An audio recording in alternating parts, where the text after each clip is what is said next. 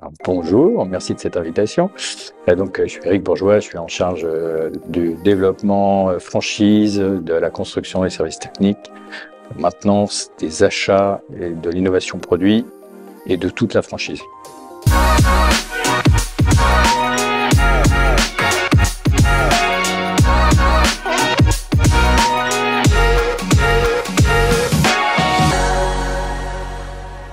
En fait, je suis né à la base, je suis un bâtisseur, je suis ingénieur bâtiment de formation. J'ai fait mes classes chez Bouygues pendant 7 ans, y compris à l'international. Et puis après, j'ai fait une belle expérience chez McDonald's pendant 17 ans. J'ai eu la chance donc de rencontrer notre directeur général Vincent Candel. Et ensuite, j'ai fait un passage chez LVMH pendant 4 ans, avant de rejoindre donc Vincent chez B&B Hôtel il y a 4 ans.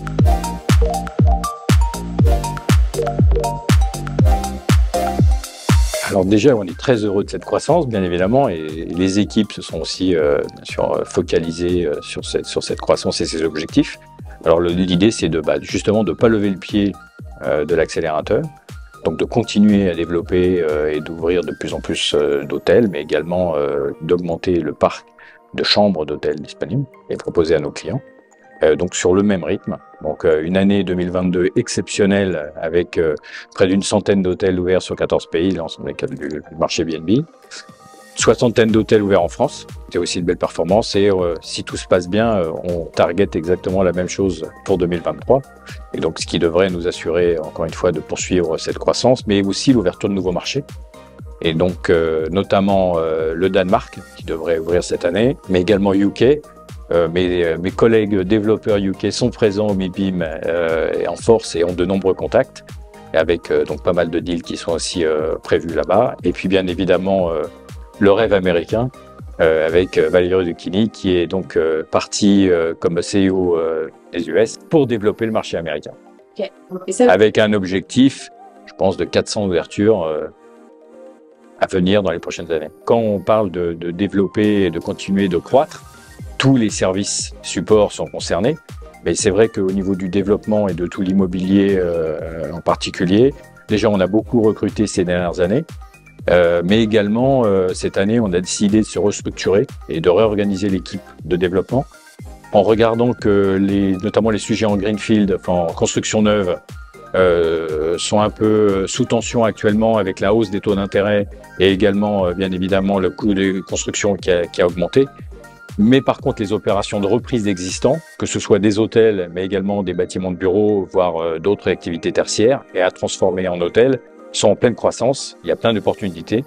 Et donc, on a créé cette équipe plus immobilière au sens large, avec à la fois des équipes juridiques qui sont avec de la formation droit des affaires et droit de l'immobilier, et également des développeurs immobiliers ensemble. Donc, Olivier Stevenet prend en charge ce pôle immobilier pour à partir de maintenant. Encore une fois, pour être plus réactif, plus agile aussi dans la gestion de ces dossiers de reprise, où il faut justement une connexion entre la partie finance et la partie juridico-immobilière, encore une fois très très pertinente. Donc voilà, on espère qu'avec cette organisation, on arrivera encore une fois à répondre plus facilement aux différentes opportunités qui peuvent se présenter à nous. Mais également, encore une fois, tous les postes sont concernés. Un besoin de recruter, une difficulté aussi à recruter, puisque sur certains secteurs, sur certains métiers, rien que la comptabilité par exemple ou les finances, c'est des talents qui sont difficiles à aller chercher à l'extérieur. Donc je dirais que je fais un appel pour toutes les personnes qui seraient intéressées pour rejoindre une équipe dynamique comme celle de B&B Hôtel, de faire acte de candidature et on regardera ça avec grande attention. Dans les RSE, c'est un vaste sujet. Bien évidemment, souvent quand on parle de RSE, on pense développement durable. Alors c'est une des composantes, avec bien évidemment la réduction de notre impact carbone dans notre vie de tous les jours. Donc c'est un vrai sujet, c'est un sujet de focus aussi bien évidemment pour nos bailleurs, notamment les plus importants, parce que eux-mêmes ont des engagements. C'est comment on travaille en bonne intelligence, en partenariat avec eux, pour à la fois travailler sur la partie de l'actif en lui-même, et bien évidemment des consommations d'énergie, mais également nous, sur notre partie plus opérationnelle, de voir dans nos process, dans notre produit, comment on peut, encore une fois, réduire notre impact carbone en particulier, et puis tout le travail au niveau du développement durable et voir des principes constructifs, du recyclage des matériaux. On a des gros programmes de rénovation, on investit tous les ans dans la rénovation de nos hôtels. C'est également voilà, comment s'inscrire dans une démarche un peu vertueuse et tenant en compte, encore une fois, le développement durable. Au-delà de ça, il y a toute la partie aussi société et bien sûr ressources humaines, motivation, image de l'employeur, process et compliance qui sont aussi très importants et qui sont aussi portés par cette démarche. Alors l'année dernière, on a travaillé en partenariat avec Socotec pour avoir l'ensemble de nos établissements qui soient certifiés donc de notre démarche RSE.